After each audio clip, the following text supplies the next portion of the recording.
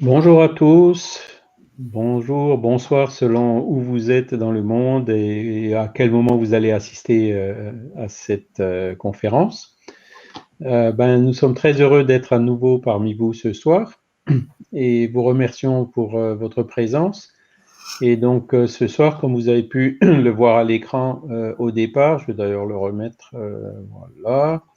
Donc la conférence sera, le thème de la conférence d'aujourd'hui sera l'autisme ou trouble du spectre autistique, qui sera donné donc par notre sœur Morissette Ruchot, qui est ici à l'écran. Donc bonsoir Morissette. Bonsoir Charles, bonsoir tout le monde. Donc Morissette, elle est présidente du centre Résonance spirituelle de Dunkerque, hein, et elle fait partie aussi du bureau de la Fédération Spirit française, et elle collabore aussi avec le mouvement Spirit francophone. C'est donc la Fédération Spirit française et le mouvement Spirit francophone, donc ils font la promotion de ces conférences, dont celle de ce soir. Voilà. Et donc on a une ou deux conférences par mois, donc vous pouvez voir ces conférences et le programme sur sur notre site internet, hein. Donc là vous avez le site de la Fédération Spirit française, donc c'est spiritisme.org, ou sur celui du mouvement Spirit français francophone qui est lmsf.org. Et donc ce sera on les passe sur les chaînes YouTube Alan Kardec de la Fédération Spirit française et Regard Spirit du mouvement Spirit francophone. Voilà. Eh bien, Morissette, bienvenue. Merci pour cette conférence. Et donc, je pense on démarre quand tu veux. Très bien.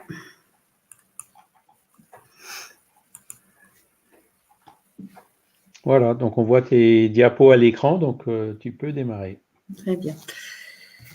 Eh bien, bonsoir à tous et merci Charles pour cette invitation. C'est toujours un plaisir donc de pouvoir partager un petit peu d'expérience avec le monde virtuel, voilà, parce que aujourd'hui les conférences se font quand même beaucoup en virtuel. Donc, je vais vous présenter, comme Charles l'a dit, la conférence sur l'autisme ou le trouble du spectre autistique. Et nous allons donc voir un petit peu les comportements et tout ça d'une personne atteinte d'autisme. Donc, selon la classification internationale des maladies de l'OMS, donc la CIM-10, l'autisme est un trouble envahissant du développement qui affecte les fonctions cérébrales. Il ne fait plus partie des affections psychologiques ni des maladies psychiatriques comme la schizophrénie, qui ne survient jamais avant l'âge de 8 ans. Dans la DSM-5, la définition a été remplacée par le terme « trouble du spectre autistique ». Celle-ci comprend 2 catégories de symptômes. Les troubles de la communication et des interactions sociales, le caractère restreint et répétitif des comportements, des intérêts ou des activités. Pour la science, l'autisme est encore mal connu, mais il semble y avoir un consensus dans la communauté médicale pour admettre la multiplicité de ses causes et son origine organique. L'évidence d'une prédisposition génétique a été prouvée. Sous fond d'origine multifactorielle, il se dégage 3 approches scientifiques associées au déclenchement de l'autisme. L'approche génétique, selon laquelle la prédisposition semble évidente, une centaine de gènes ont été identifiés pour leur rôle dans les troubles du spectre autistique. L'approche neurobiologique, selon laquelle il s'agirait d'un trouble du système nerveux central. Et l'approche environnementale, selon laquelle l'autisme découle d'une agression précoce provenant de facteurs environnementaux, c'est-à-dire la pollution, les agents infectieux, les métaux lourds, etc. Il n'existe donc pas un autisme, mais des autistes. Les manifestations varient d'un enfant à un autre. Pour définir le degré de la sévérité du syndrome, différentes échelles de diagnostic et tests de quotient intellectuel existent. Les systèmes de cotation diagnostique, pas d'autisme, l'enfant, c'est-à-dire ne présente aucun des symptômes caractéristiques de l'autisme. L'autisme léger, l'enfant présente seulement quelques symptômes ou un léger degré d'autisme. L'autisme moyen, l'enfant présente un certain nombre de symptômes ou un degré moyen d'autisme. Et l'autisme sévère, l'enfant présente beaucoup de symptômes ou un degré extrême d'autisme. Sachez que l'autisme est le plus souvent associé à un handicap mental, plus ou moins, donc léger, moyen ou profond. Seule une minorité a une intelligence normale, voire supérieure. Ce sont les autistes Asperger. Voilà. Donc, on ne guérit absolument pas donc de l'autisme. Cependant, les progrès réalisés, l'accompagnement et les prises en charge adaptées ont sorti ces enfants des hôpitaux psychiatriques. Donc, quelles sont les caractéristiques de l'autisme? Eh bien, les symptômes se manifestent dès le plus jeune âge dans les interactions sociales. Dès le berceau, certains enfants éprouvent des difficultés à établir un contact visuel, ne tendent pas les bras vers leurs parents ou se raidissent quand ceux-ci le font. D'autres, les bébés dits faciles, peuvent rester des heures à regarder la lumière danser au plafond, sans signifier par des pleurs leurs besoins. Voyons par exemple les relations sociales. Ils éprouvent une grande difficulté.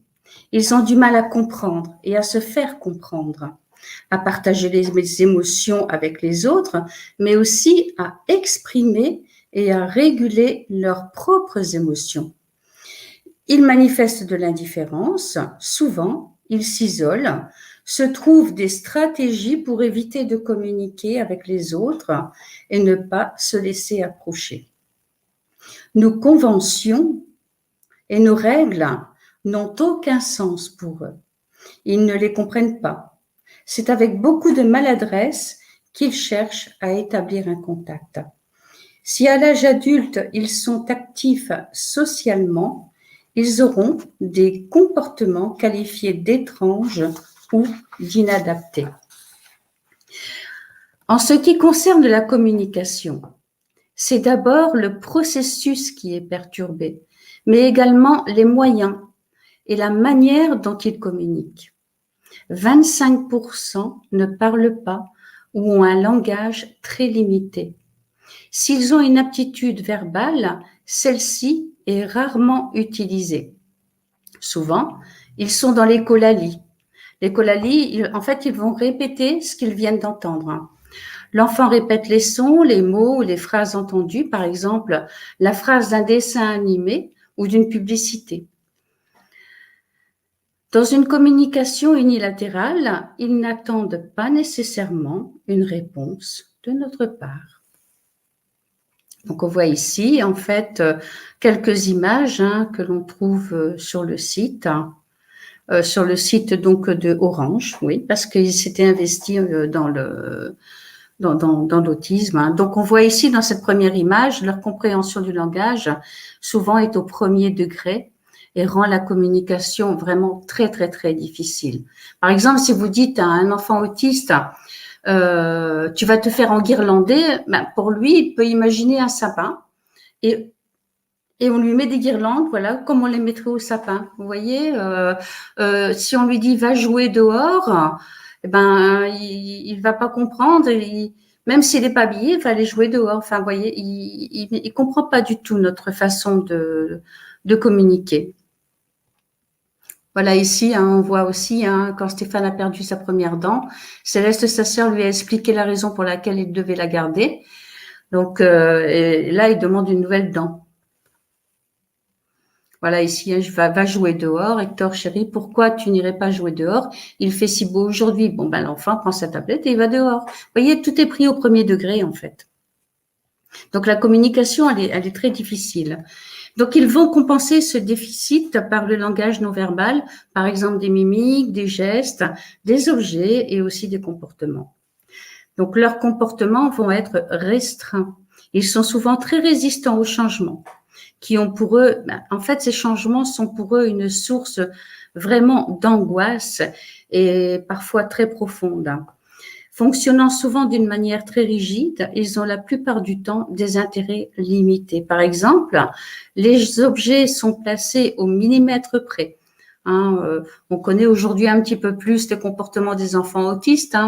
On voit bien, tout doit être bien aligné, tout doit être rangé par couleur. Ils adorent faire tourner les roues, ils adorent faire, faire des suites. Voilà, on le voit là, ce petit garçon là qui s'amuse à aligner. Donc ces voitures, voilà, c'est leur comportement. Ils s'enferment aussi dans des stéréotypies, dans leurs préoccupations répétitives, des routines. Les stéréotypies, c'est souvent quand ils sont angoissés. Donc, ils peuvent passer des heures aussi à ranger des objets dans un ordre déterminé.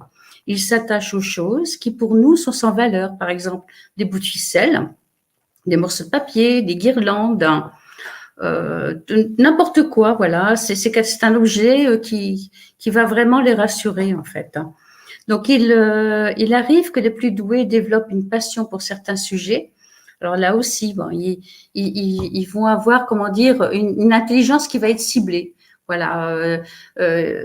Si on a si un enfant s'intéresse à l'informatique, il ne va s'intéresser pratiquement qu'à l'informatique. Vous voyez, ils ont une forme d'intelligence qui est assez surprenante. Donc, ça peut être aussi les voitures, les mathématiques, bien sûr, les gares. Alors là, les gares, j'ai envie de dire, c'est presque une catastrophe parce que là, il y a les gares, il y a les lignes, en plus, il y a les rails, donc il y a quelque chose de droit et il y a l'heure. Donc, vous voyez, c'est vraiment très compliqué après pour essayer donc de passer de cette passion des trains à autre chose. L'informatique ou les horaires, je viens de le dire, les horaires de train. Ces stéréotypies ou ces intérêts particuliers limitent leur contact avec le monde environnant, mais sont parfois nécessaires pour assurer un équilibre ou calmer les angoisses. En ce qui concerne les particularités sensorielles, certaines sensations sont ressenties comme agréables et d'autres comme dérangeantes. Ils ont les mêmes sens que nous, mais vivent des expériences sensorielles différentes. Par exemple, au niveau du toucher, beaucoup n'aiment pas être touchés, mais ils ont aussi une hypersensibilité. Et pour nous, tous les sens, tout ce que nous sentons, entendons, voyons, enfin, la vue peut-être pas, mais le goûton, tout ça peut être démultiplié en fait pour un enfant, une personne atteinte d'autisme. Donc le bruit, par exemple, ça peut être quelque chose d'horrible. Les lumières peuvent aussi être parfois terrifiantes. Vous voyez, moi je me souviens d'une jeune fille que j'accompagnais. Je devais lui apprendre un petit peu la vie à l'extérieur. Et rien que le fait qu'il y avait des lumières à l'entrée d'un magasin, ça l'a bloqué, ça provoquait une crise. Vous voyez, donc c'est tout un apprentissage qui doit être fait. Après, par rapport vous savez, ils n'arrivent pas non plus à généraliser les choses et parfois l'apprentissage. Donc, ce qu'ils vont apprendre avec l'éducateur ou en classe, s'il n'y a pas un travail qui est fait de généralisation, ils vont simplement chercher ce qu'ils ont appris en fait à la classe. Je donne un exemple. Par exemple, si vous travaillez donc par rapport à la reconnaissance donc des fruits, des légumes, pour nous ça semble tout à fait basique, mais non, il faut le faire. Et donc si vous travaillez toujours avec une pomme ou avec une image et que cette pomme, cet enfant doit reconnaître la pomme, au début, il va reconnaître la pomme sur cette image. Vous lui donnez l'objet réel, il ne va pas obligatoirement le reconnaître. Si vous lui mettez une pomme rouge, pour cet enfant, ce ne sera pas une pomme, ce sera autre chose. Il ne sait pas quoi, il va peut-être dire une tomate. Mais pourquoi? Parce qu'il fait des associations et donc la couleur rouge est associée à une tomate et non pas à une pomme puisqu'on ne lui a pas appris. voyez, donc c'est vraiment subtil. Hein, il faut partir de l'apprentissage vraiment sur les bases et essayer de comprendre toute leur stratégie aussi.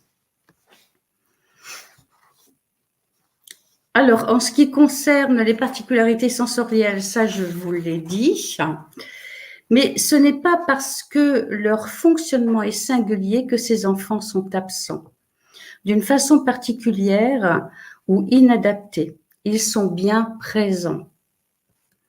Vous voyez, ça c'est un petit peu aussi, donc ce sont des fiches que l'on trouve sur les sites hein, où on parle d'autisme.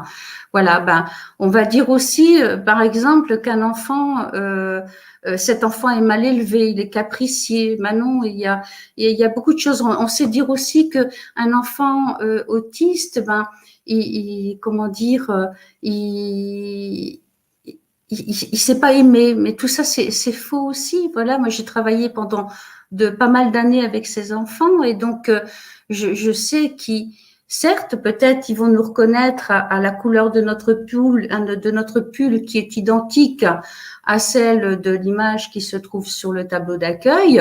Si je mets un pull jaune, il va peut-être pas me reconnaître, mais il va me reconnaître à mon parfum. Et lorsque ces enfants vont venir faire un câlin, ben il y a vraiment quelque chose, il y a vraiment énormément d'affection. Donc, je suis vraiment pas d'accord quand j'entends des choses comme ça, quoi. Donc, ce que l'enfant autiste et l'autisme ne sont pas, donc l'autisme n'est pas une maladie, mais un handicap. L'enfant autiste n'est pas sauvage, il éprouve simplement des difficultés dans les relations sociales. Et c'est un petit peu notre comportement aussi lorsque nous allons à l'étranger et que nous ne comprenons pas, nous n'avons pas nos repères, nous n'avons pas les mêmes codes. Donc voilà, c'est un peu compliqué. Donc ce n'est pas non plus un enfant qui est mal élevé ou capricieux. Les troubles du comportement sont liés simplement à son handicap. Ce n'est pas un enfant qui est bizarre, mais c'est un enfant qui est différent. Il n'est pas débile non plus. Ce n'est pas un génie non plus parce qu'il est autiste, parce que comme je vous l'ai dit en début de conférence, il y a beaucoup d'enfants atteints d'autisme qui ont une déficience, donc légère, moyenne ou profonde. Voilà. Donc, abordons maintenant ce sujet d'un point de vue spirit. Nous connaissons les particularités de l'autisme. Nous savons que l'autisme est un handicap et que l'autiste est un enfant spécial. Néanmoins, nous sommes tous des enfants et des adultes spéciaux. Nous avons tous des déficits. Nous sommes incarnés pour travailler les déficiences dues à nos imperfections, qui handicapent notre évolution spirituelle et morale. Et nous sommes tous déficients devant la loi d'amour. Donc, quel élément la philosophie spirit apporte-t-elle sur les causes de l'autisme? Eh bien, le spiritisme nous parle déjà de la réincarnation comme un processus d'apprentissage. L'esprit passe par un nombre incalculable de corps physiques, assumant par conséquent d'innombrables personnalités jusqu'à ce qu'il soit épuré et qu'il ait acquis, pour son plus grand bien, la sagesse et l'amour. Que cet esprit ait choisi son incarnation avec l'aide de ses guides ou que celle-ci lui a été imposée n'a aujourd'hui aucune importance dans notre monde. Ce que nous devons retenir, c'est que cet esprit est là pour évoluer et nous faire évoluer. Nous sommes tous et toutes dans les manifestations physiques de la loi divine. Donc ici, un extrait du Consolateur. La vérité incontestable est que le caractère divin de la nature sera toujours magnifique et lumineux. Néanmoins, chaque esprit le verra sous le prisme de son cœur, mais dans la douleur comme dans la joie, dans le travail heureux comme dans l'expérience scabreuse, toutes les créatures devront considérer la réincarnation comme un processus de sublime apprentissage fraternel accordé par Dieu à ses enfants sur le chemin du progrès et de la rédemption. Voilà, là-dessus aussi, j'insiste beaucoup. Vous voyez, chez nous, on a une maman qui a un enfant polyhandicapé. Et comment dire, on catégorise beaucoup. On va parfois on entend des jugements, on attend les gens trouvent des réponses par rapport à la réincarnation. Bon ben voilà. Si certaines familles ont des enfants handicapés, c'est qu'ils ont dû faire beaucoup de mal dans une vie antérieure. Eh ben, on va voir que non, pas obligatoirement. Vous voyez, donc, on n'a pas les éléments pour pouvoir juger. Comme je le dis, aujourd'hui, dans notre monde, tout ça, ça n'a absolument pas d'importance. Ce qu'il faut voir, c'est que cette maman, cette famille est extrêmement courageuse parce que avoir un enfant différent, c'est pas facile. Vraiment, le quotidien, et c'est un combat, mais ce qui les porte, donc c'est par expérience et en pensant à cette maman, ben c'est l'amour qu'ils ont pour leur enfant. Voilà, c'est un amour incroyable, c'est une force incroyable. Et ce que j'ai rencontré dans ma profession, ça n'a été que des parents comme ça.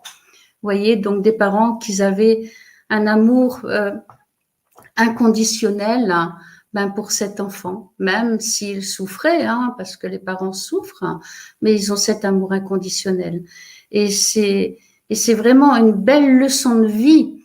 Hein, il nous apporte vraiment des choses qui vont nous permettre de relativiser notre propre existence, rien qu'en observant leur vie, leur quotidien, rien qu'en les écoutant. Voilà, on apprend à relativiser nos souffrances et notre vie ou notre quotidien. Donc, on voit ici donc la loi de pardon, excusez-moi. L'enseignement spirit explique également que tout effet a une cause et que la loi de cause à effet touche tout l'univers. Cette loi ne doit donc pas être considérée comme un châtiment ou une punition divine, mais comme un processus d'évolution. Hein, c'est simplement pour revenir un peu sur ce que je vous ai dit, sur ce que je viens de vous dire. Donc, la Terre étant un monde d'expiation et d'épreuves, chaque existence ou situation est le témoignage d'un processus de réajustement pour l'esprit par rapport à ses expériences ou à ses erreurs passées. En effet, nous sommes les héritiers de nos propres actes. Dans chaque incarnation, nous comptabilisions les gains et les pertes pour notre évolution et parfois, nos dettes sont parfois très lourdes. Donc, le spiritisme reconnaît la dimension spirituelle de l'homme, c'est-à-dire sa trinité, corps, père-esprit et âme. Il ne réduit pas l'être humain à une simple manifestation corporelle. Le médecin spirit examine et ausculte l'homme sous tous les angles et prend en compte l'esprit immortel. Donc, voyons dans les causes spirituelles la relation avec l'esprit. La philosophie nous apprend que l'esprit est à l'origine de toutes les infirmités. En effet, les pensées, les actions, les fautes, la mort violente, le suicide, l'avortement, les dépendances et la culpabilité que ces erreurs génèrent vont se fixer dans la trame du Père-Esprit et provoquer de profondes lésions qui vont altérer le corps somatique. L'entité spirituelle se retrouve en quelque sorte piégée dans un corps incapable de communiquer. Cela ne pourrait-il pas expliquer les difficultés de l'enfant autiste pour communiquer et comprendre les différents codes de notre monde? Ça n'est pas une affirmation. Hein. Donc, au chapitre 8 de la Genèse, on nous dit le développement organique est toujours en rapport avec le développement du principe intellectuel. L'âme a un corps organique approprié aux fonctions et au travail qu'elle a à accomplir durant son incarnation. Autre élément important L'étymologie du mot autisme vient du grec ancien auto, signifiant soi-même. Se pourrait-il que l'esprit refuse de se réincarner et soit là contre sa volonté? Serait-ce une réincarnation obligatoire? Cet esprit est fragile, s'est enfermé en lui-même, le refus de son incarnation le met dans un no man's land entre le monde physique et spirituel. Pour une raison ou pour une autre, il n'accepte pas de faire face à notre monde et aux nouvelles expériences qu'il doit vivre. Il aurait certes pu renaître avec un corps sain, mais ce corps restreignant lui évite de reproduire les mêmes erreurs. Par l'automutilation, il peut manifester le rejet du corps et de sa personnalité. Autre cause spirituelle possible, nous sommes que dans des possibilités, les lésions périspritales. Si celles-ci sont importantes, il y aura des conséquences sur le corps physique. Donc, quel est l'intérêt pour un esprit de se trouver dans un corps qui le restreint? Quel bénéfice peut-il en avoir? Pour l'esprit, c'est un moyen de réparer ses erreurs. Les handicaps peuvent être le résultat d'écarts importants que l'esprit a eus dans le passé et de son éloignement ou opposition aux lois qui régissent l'univers. Mais cela peut être également un moyen pour progresser plus vite, pour progresser plus vite.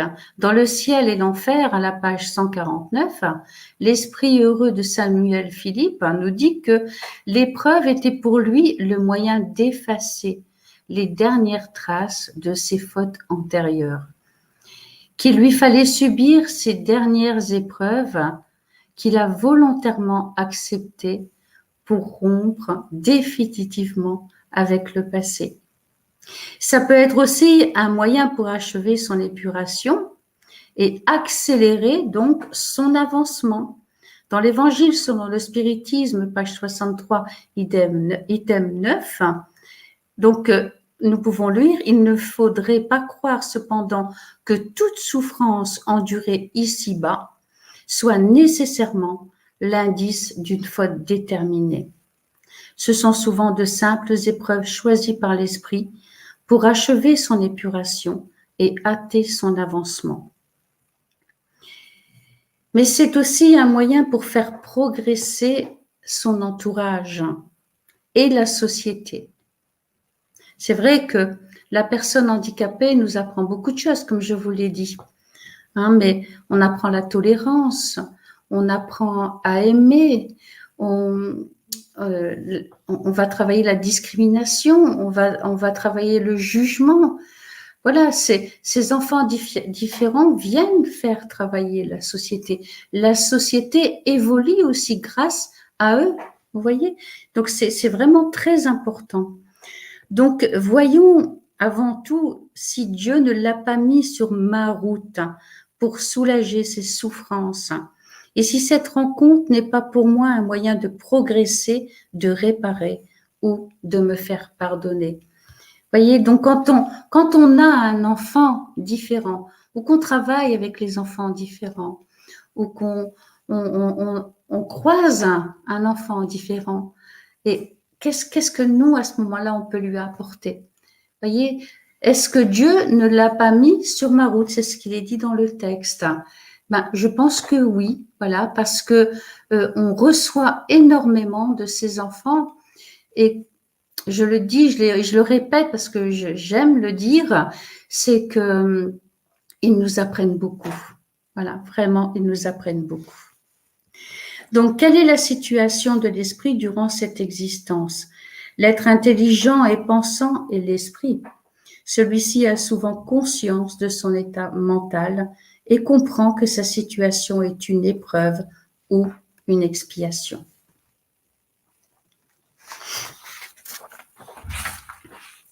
Mais c'est toujours, faut bien retenir cela, c'est toujours le corps et non l'esprit qui est désorganisé. Dans son fort intérieur, l'esprit a conscience de ce qu'il vit, mais ne peut pas changer les choses. Donc, dans le livre des esprits à la question 375, il est écrit « Imagine maintenant que l'organe qui préside aux effets de l'intelligence et de la volonté soit partiellement ou entièrement attaqué ou modifié.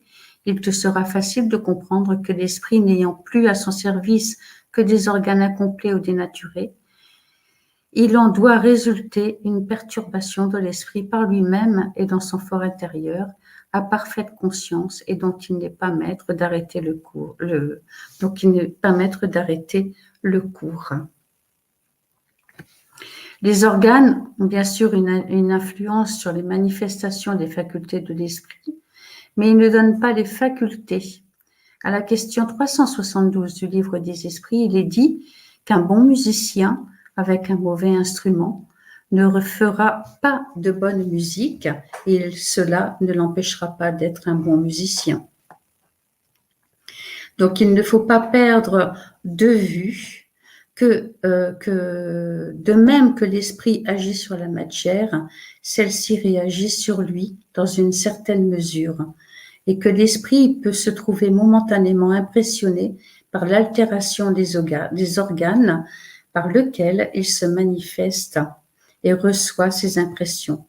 Il peut arriver qu'à la longue, la répétition des mêmes actes finisse par avoir sur l'esprit une influence dont il n'est délivré qu'après sa complète séparation de toute impression matérielle. Donc, dans les coulisses du théâtre de la vie, l'esprit a plus ou moins conscience de son état. Seul le corps physique souffre du handicap. Derrière les rideaux se trouve peut-être une grande intelligence, lucide et objective pour diriger le corps. Une conscience qui surveille et s'oppose au contact. Un esprit parfois capable de résoudre des équations mathématiques et scientifiques, mais très déficitaire en communication et en interaction sociale. L'attention particulière aux objets qu'il peut déplacer ou faire tourner indéfiniment, la fixation, les stéréotypies, la ritualisation, les routines, la rigidité ou changement peuvent nous faire penser que l'esprit qui se trouve dans leur corps physique refuse d'exécuter ce qu'il était programmé, même si nous ne croyons pas à la réincarnation.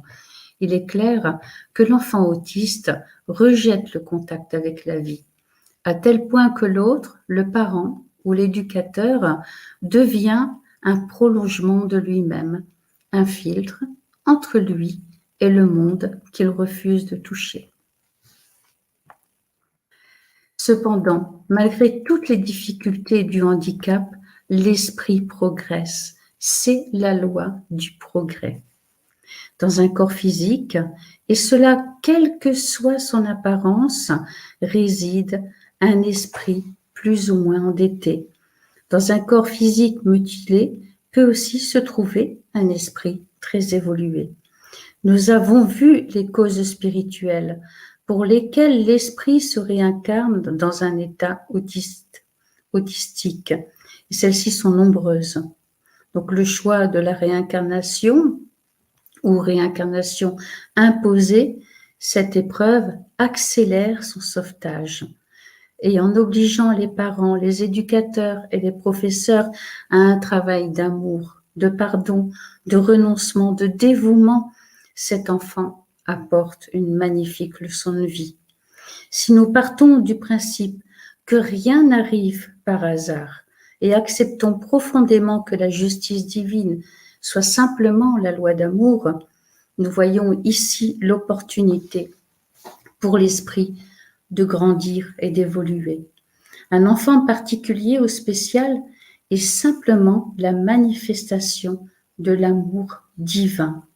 Et dans la limite du développement de ses forces physiques et intellectuelles, ce que l'un ne fait pas, l'autre le fait.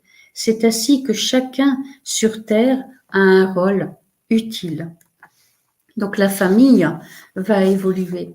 En effet, les parents sont très souvent affectés par l'annonce du handicap. Et quel que soit l'âge de l'enfant, lorsque celui-ci est prononcé, les parents vont vivre un sentiment d'échec, celui de ne pas avoir conçu un enfant normal ou un enfant en bonne santé.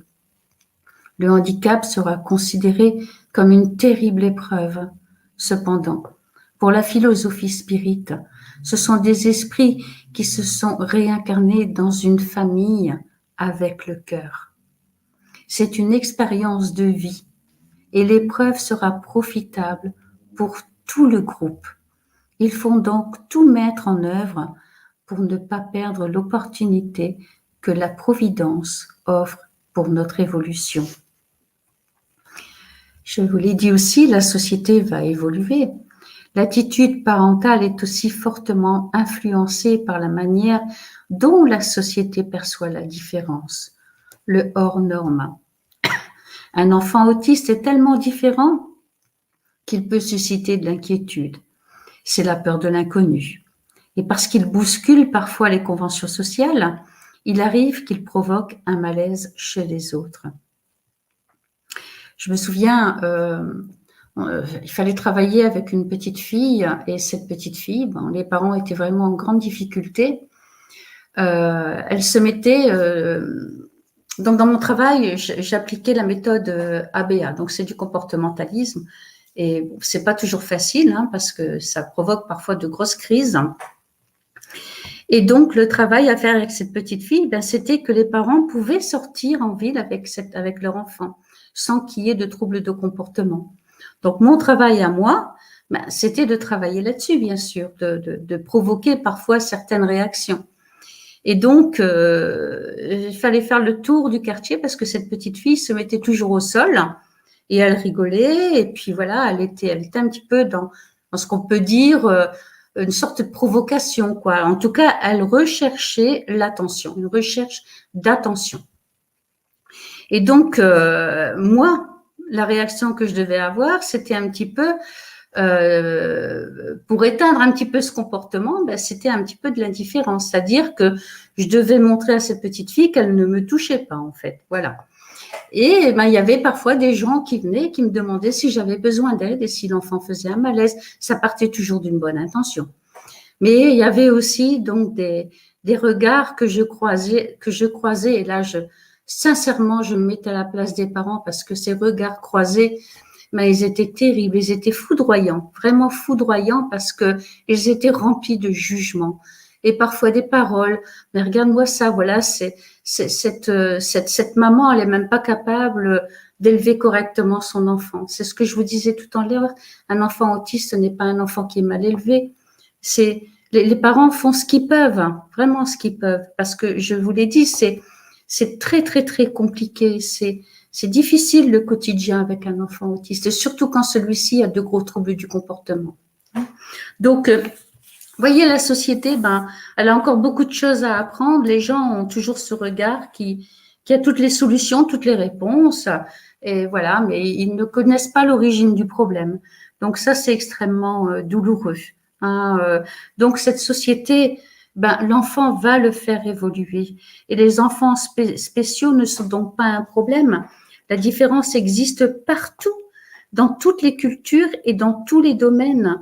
Chez tous les êtres humains, la différence, elle est sociale. Elle est la richesse de la vie. Il y en a qui sont simplement plus visibles que d'autres. La différence, c'est l'ordonnance de Dieu pour le progrès de l'humanité et le traitement s'applique à toute la planète.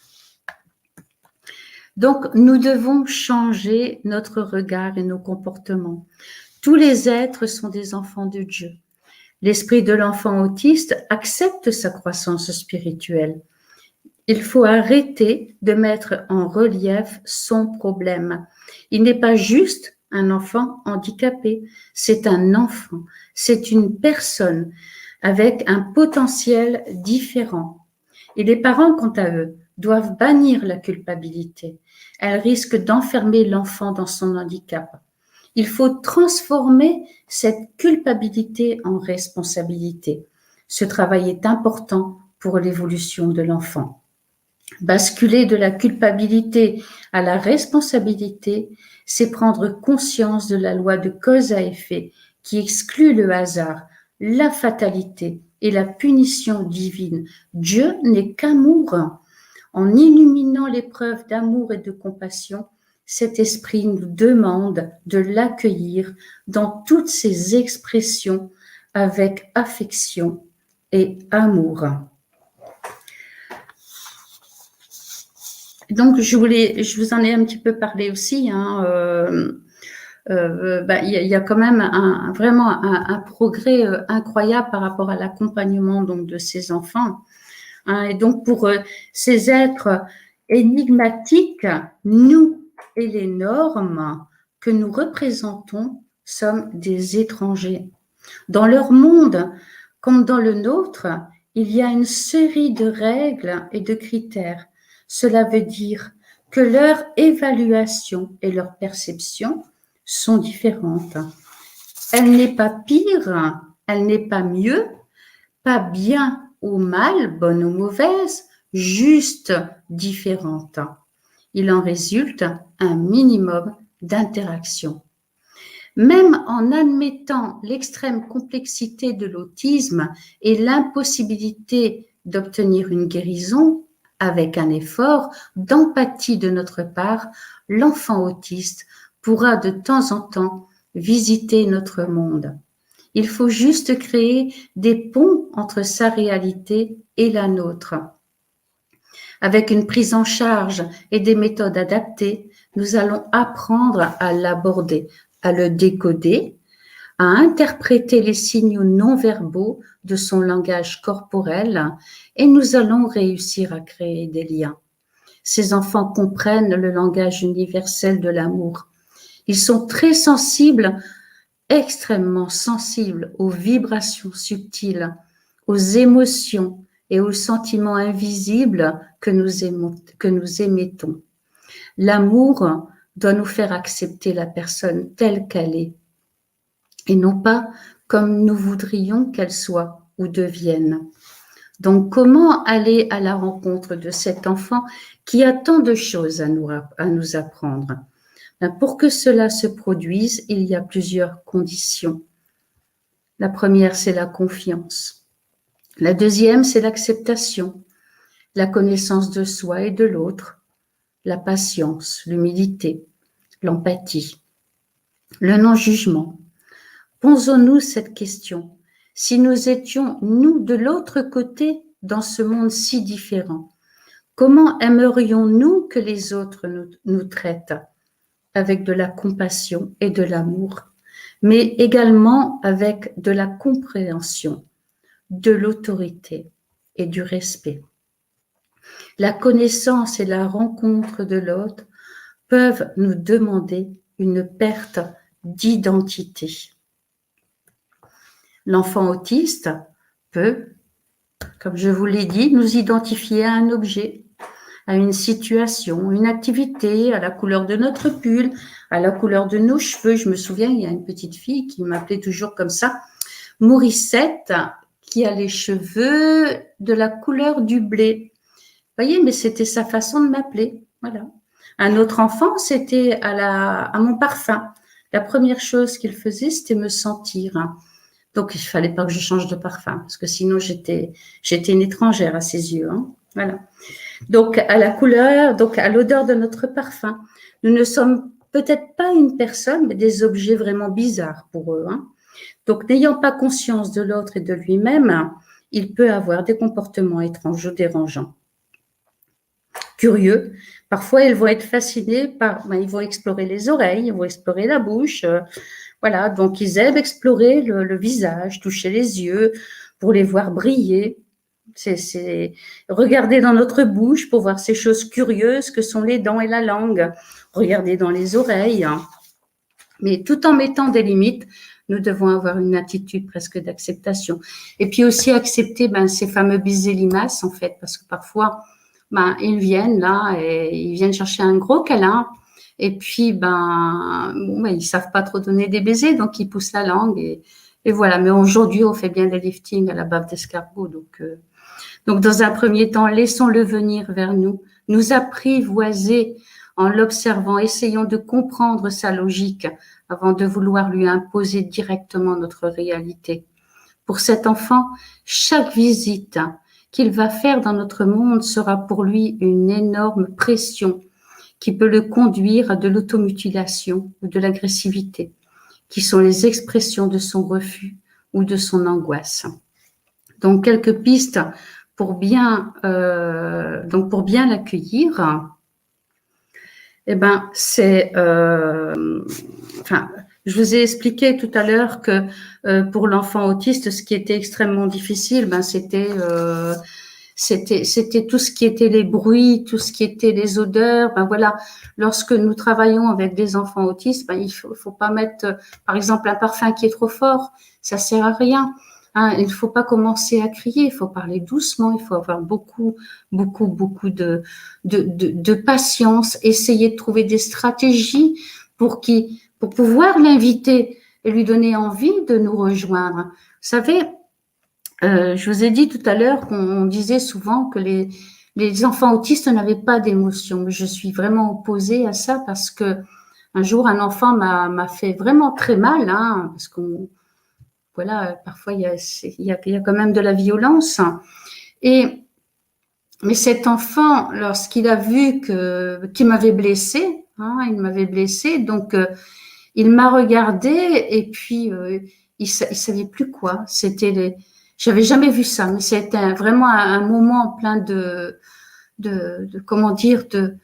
d'empathie de la part de cet enfant. Je sais pas trop comment expliquer ça, mais cet enfant est venu et m'a pris dans ses bras. Vous voyez, donc on ne me dise pas que les enfants autistes n'ont pas de sentiments, n'ont pas d'émotions. Non, ils ont tout ça, ils sont constitués comme nous, mais ils ne savent pas toujours comment l'exprimer. Il faut presque leur apprendre. Parfois, leur moyen de communication, ça va être un coup, ça va être une claque, ça peut être plein de choses, mais il faut tout recommencer, leur apprendre un moyen de communication qui est adapté. Voilà, donc en conclusion, donc je tenais vraiment à vous présenter la personne autiste, car il peut arriver que les parents sollicitent un centre pour que leur enfant particulier reçoive l'enseignement spirit. Le refuser prétextant le handicap et pour moi de la discrimination, bien sûr, surtout venant d'un centre, à nous de faire des efforts.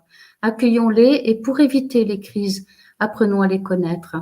Même s'ils ne mettent pas de sens à Dieu, à la réincarnation, à la loi de cause à effet, ils sont très sensibles à l'amour et aux vibrations et ils recevront plein de choses du monde spirituel lorsqu'ils viendront dans les centres. Donc, ne pensons plus sanctions ou punitions divines. Derrière ces mots, il y a le jugement qui vient alourdir l'épreuve des parents.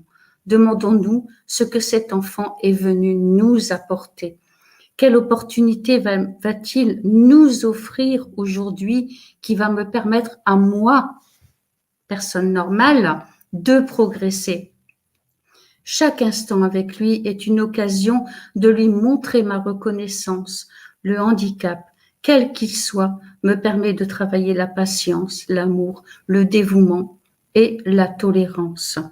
Si l'autisme est une limitation pour l'esprit qui restreint ses relations avec son entourage et son environnement, cela n'empêche pas l'esprit de recevoir et de percevoir toutes les manifestations de l'amour et de l'affection.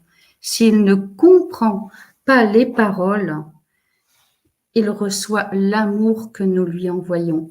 Il est très sensible aussi à notre état émotionnel. Ces enfants particuliers viennent nous bousculer, c'est vrai. Ils vont nous apprendre, comme je vous l'ai dit, à aimer, à donner. C'est la providence divine et la loi d'amour en action. Les différences expliquent la bonté divine et le processus d'évolution de l'esprit. Elles vont conduire et transformer notre vie et vont faire progresser les hommes, mais aussi la société. Donc, n'ayons pas des comportements autistiques nous-mêmes, ne soyons pas fermés au monde, à la différence, ne soyons pas réticents au changement, enfermés dans nos clichés et nos normes, ne soyons pas indifférents à l'autre. Souvenez-vous, la différence est la beauté de l'univers et cette beauté répond à l'amour. Je vous remercie de votre attention.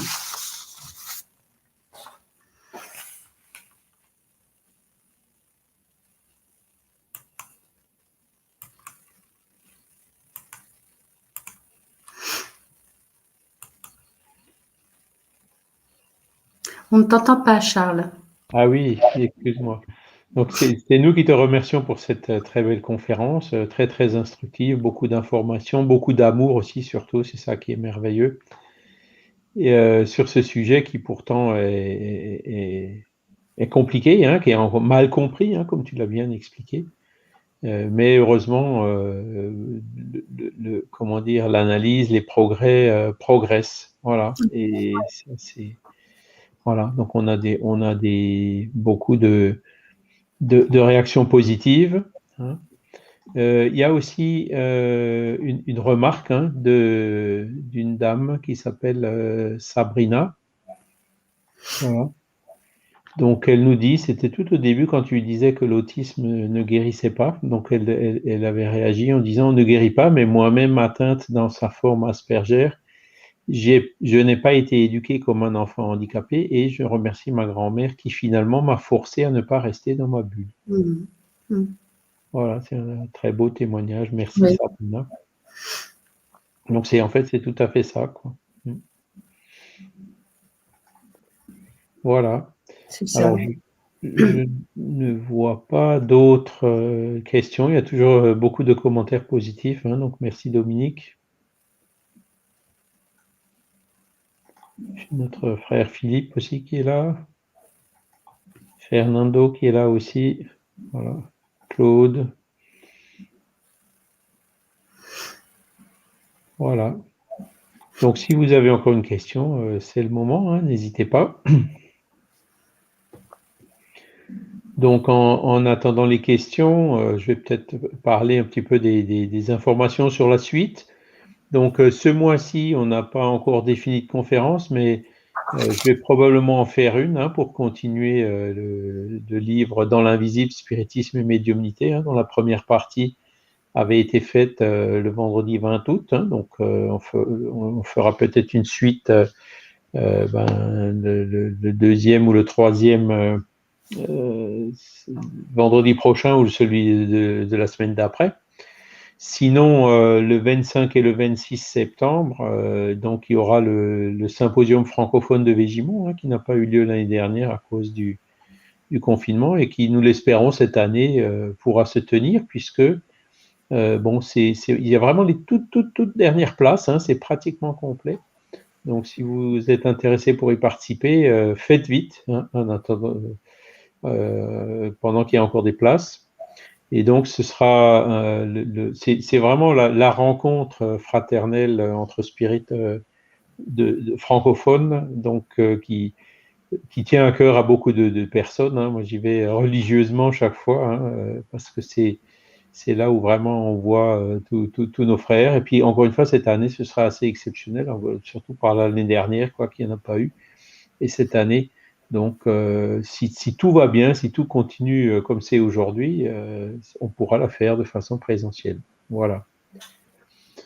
Bon, sinon, je vois toujours pas de questions, donc apparemment c'était clair. On va laisser encore quelques secondes hein, pour des questions éventuelles.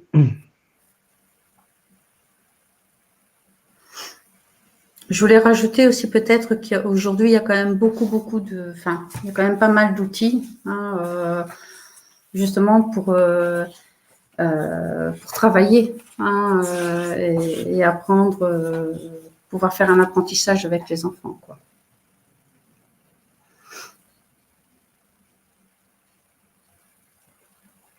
Oui, et puis bon, après, c'est ce que dit le témoignage de Sabrina, il est il est très pertinent parce qu'effectivement, beaucoup d'autistes, finalement, alors ils n'ont pas une vie, ils arrivent à avoir une vie quasi normale, quoi, hein. J'ai déjà vu des personnes autistes, ça se voyait pas, hein. Donc, qui ont vraiment appris, entre guillemets, à vivre avec. Et c'était des personnes, je dirais, envers lesquelles j'avais beaucoup d'admiration parce que ce sont des personnes, comme tu le disais, hein, très claires, très franches, très directes. Il y a pas beaucoup de surprises, hein. C'est Non. vraiment des personnes qui, voilà, sont très, très agréables, voilà. Et puis il y a Mais le ça ne touche qu'à peu près 10% des personnes atteintes d'autisme. mmh Les autres 90%, c'est un c'est un peu peu plus plus compliqué compliqué, parce qu'il y a une mmh. déficience qui est associée à l'autisme. Et comme tu disais, c'est vrai que c'était une belle phrase. On a tous des déficiences dans l'amour, hein, c'est ça? Ben oui, on est tous déficients par rapport à la loi d'amour, puisque nous sommes réincarnés ici sur Terre, donc voilà. Si on était parfait, on serait pas là. Ou C'est alors, voilà. différemment, quoi, en tant que missionnaire. Voilà. Bah, écoutez, bon, je vois, il y a toujours pas de questions, hein, il y a toujours, le même nombre de personnes avec nous. Donc, ben, écoutez, on tient à vous remercier, encore une fois pour votre participation. Tu veux peut-être, donner tes paroles finales, Morissette? Non, en tout cas, je te remercie, Charles, hein. Comme je dis, c'est toujours une opportunité et un plaisir de partager un peu ce que nous savons, nos expériences. Et moi, je remercie aussi toutes les personnes qui sont là avec nous ce soir ou qui verront cette conférence demain ou un autre jour. Mais voilà, ce fut pour moi vraiment un plaisir. Alors, on a un nouveau commentaire qui vient d'arriver, hein, donc de Manon, qui nous dit, mon neveu est autiste, il a perdu son père jeune et son autisme s'est aggravé. Ouais, ouais. Hein, ça fait partie effectivement Ouais. des épreuves difficiles de la vie, quoi. Voilà, ben écoutez, en tout cas, merci à tous pour votre participation. Merci beaucoup, Morissette, pour cette très belle Merci. conférence. Donc, encore une fois, suivez-nous sur notre site Facebook. Venez voir de temps en temps le site internet et vous aurez les. Abonnez-vous aux chaînes YouTube et puis donc dès qu'il y aura une nouveauté, vous serez prévenus. Voilà. Donc, merci à tous. Je vous souhaite encore une excellente fin de soirée et je vous dis à bientôt. Au Bonsoir. revoir.